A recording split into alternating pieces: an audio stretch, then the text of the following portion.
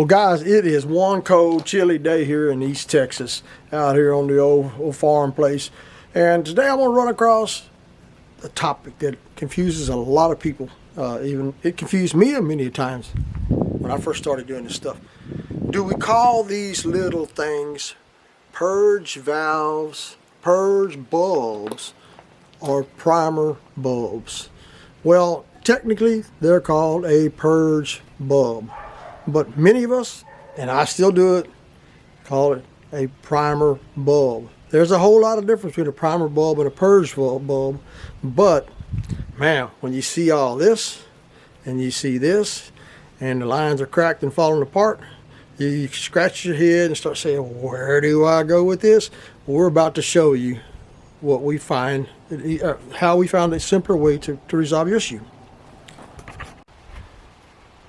Hello guys, my name is Larry and welcome to my YouTube channel. Today we're going to kind of walk you through the system that we have set up here, which is for a leaf blower, chainsaw, or weed eater, or any other similar application. And I'm going to simulate this is going to be a fuel tank on a piece of small equipment, and then of course these are the lines. This is the carburetor, and this is what they call a purge valve or purge bulb. Now, you hear all these people say purge valve, purge bulb, primer bulb. It's technically a purge bulb, but we all call it a primer bulb. And these are two different ones, and I want to show these as examples. This one here is one that pushes into the case and has a couple of ears here that just locks in, and you can pry it out with a screwdriver and replace the hoses and replace that one.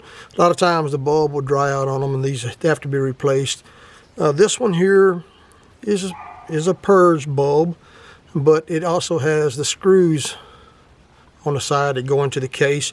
So you just take the two screws out and then go ahead and replace the bulb itself with the housing. Now, most of the time I have seen, you go on these two nipples you got here. One of these is a short one and a long one. Now the short one is normally the inside for fuel, and the long one is normally the outside for fuel. Now that may not be the case in every one you see, but most of them that I've come across, that is the way they're set up. Short is in, long is out. Now don't get confused when you see, like this carburetor here does not have a bulb on it. It is going to be, running through the system, and the bulb is set in a different location. Let me back that up so you can see that in the picture. There we go. Should have had that in the first part of the video, but let me kind of focus this thing in a little bit more so you can see that. I don't want to shortchange you. Okay, here we go. Sorry about that, folks, but I guess things happen when you get older. Anyhow, the bulb is way out here, and you didn't see that in the first part of the picture. This is a bulb itself that is replaced on a carburetor similar to this one.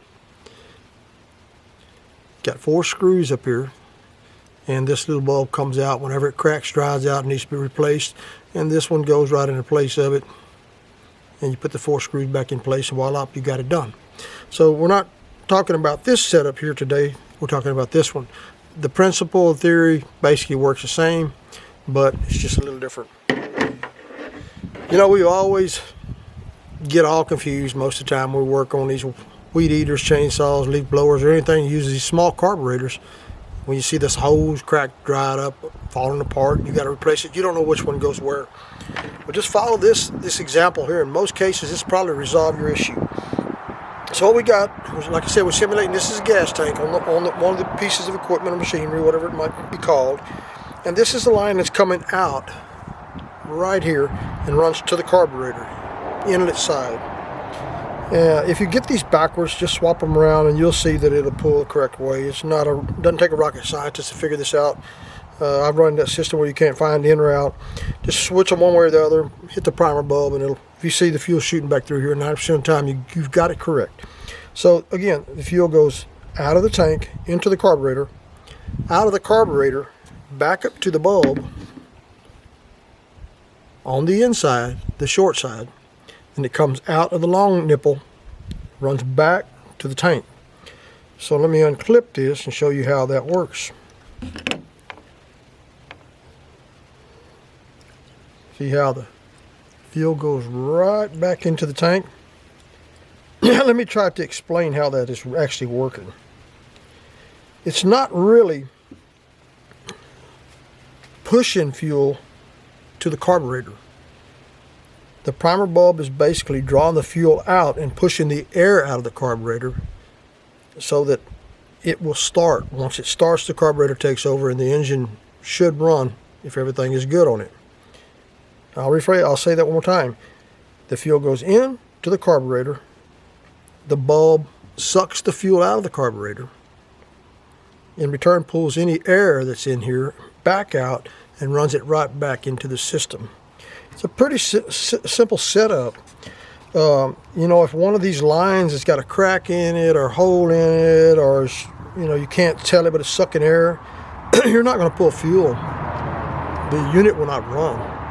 So it has to complete the loop.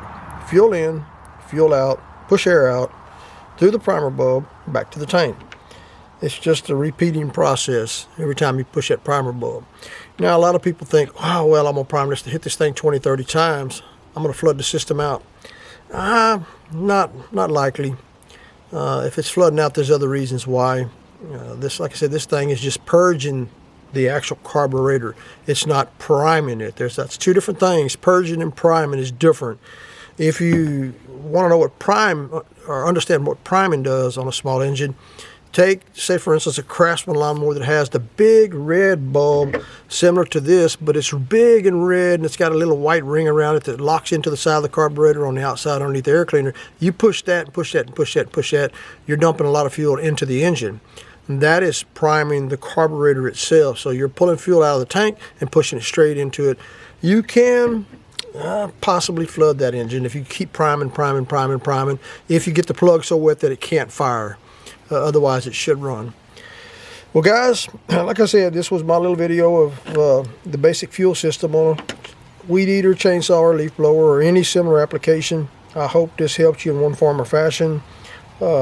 I'm no rocket scientist by any means, and I'm sure there's plenty other videos out there. I may also put some links down in the bottom of the video. Hit the show more button, and also we ask that you subscribe and hit the like button. Give us a thumbs up on this video. We'll be putting many more videos out. We have a lot out there right now. Water wheel drilling machines, homemade sawmills, just all kinds of different things. But like I said, we're not one of these multi-million-dollar businesses out here on YouTube. But YouTube has some fantastic information out there, and I've learned a lot from it myself, and I hope this video taught you something as well. Again, hit the subscribe and like button and thumbs up. Thanks for watching.